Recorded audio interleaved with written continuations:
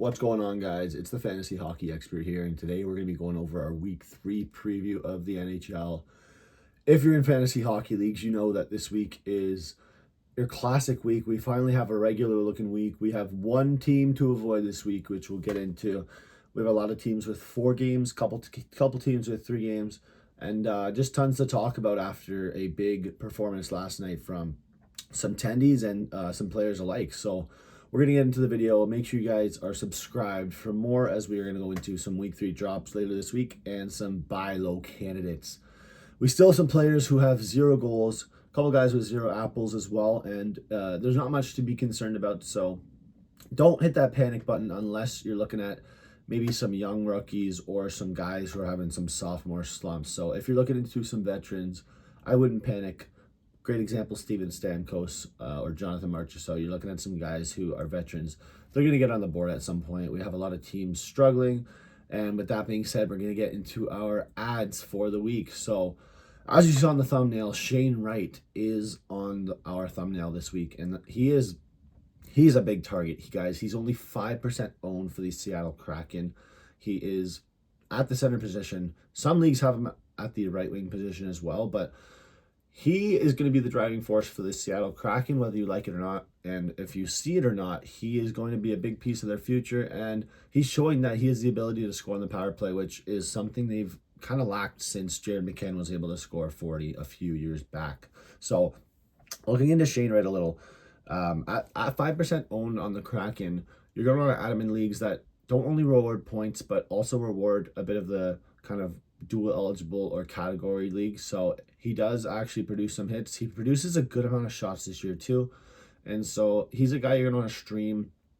The Kraken have a very good schedule this week. They have 4 games on the slate. They play Monday, Tuesday. So if you're looking for a guy to get you some points on Monday, Tuesday, and you're looking for someone to drop after, that's cool too. I would look at personally rostering Wright for a little longer, but feel free to use him as a true streaming option and not just your ad for your roster. Next up, guys, the Calgary Flames have the best schedule this week in the NHL. They play Monday, Wednesday, Friday, Sunday, I believe. So they have 4 late nights, which is pretty unheard of. Really good schedule for them. Jonathan Huberdeau made his season debut on Saturday and scored a goal. And he looks ready to go. He had a good year last year, and we know what he's capable of, scoring 110 points with Barkov. Now, he doesn't have Barkov with him, but guys, he's only 35% owned, and he's dual eligible. So he's going to be the driving force in Calgary alongside Nazem Kadri, maybe Matt Coronato, a couple of guys there. So with that struggling team, they're going to rely on Huberdeau as a veteran. Next up, guys, this is a big one.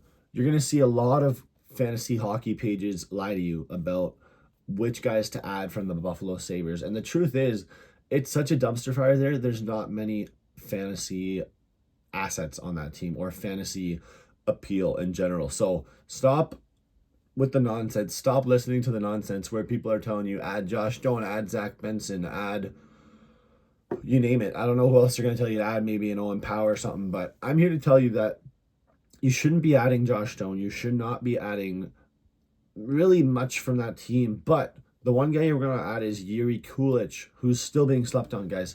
He's the number 1 center right now in Buffalo with Josh Norris injured, and despite not being on the power play one yet, he will get a shot.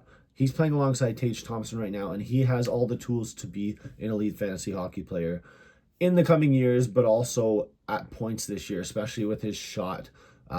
He's got a really good shot if you guys watched him in the World Juniors last year.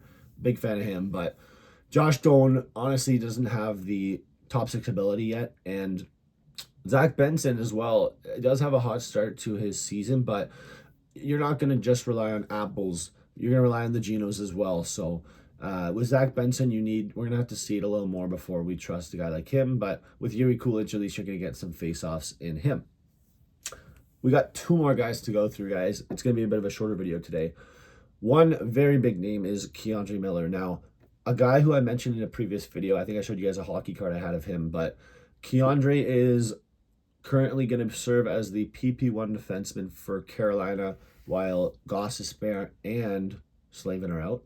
So the real only threat to possibly taking that over is Nikishin. I think his name's Alex Nikishin. I can't remember. Yeah, Alexander Nikishin. So I don't know if Nikishin's going to take it, but K'Andre Miller had 27 minutes and 10 seconds of ice time the other night. So he's a dog. He's going to get you categories. He's going to shoot the puck too. We saw him score 2 goals in the season debut for the Canes, and he's all about impressing Rod Brind'Amour out there. So look at Keandre Miller, guys.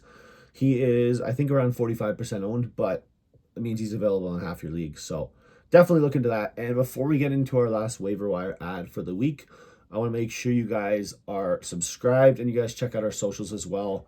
I'm looking for more people to ask questions on our pages, so feel free to do that. And with that being said, our last ad is Jake Neighbours of the St. Louis Blues, who is getting a ton of category coverage.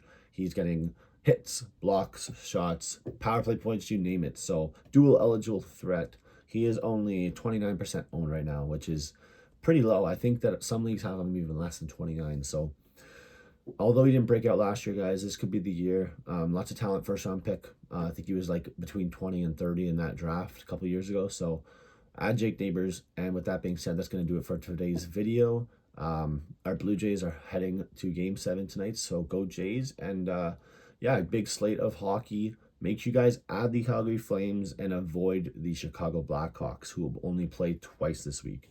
And have a great day.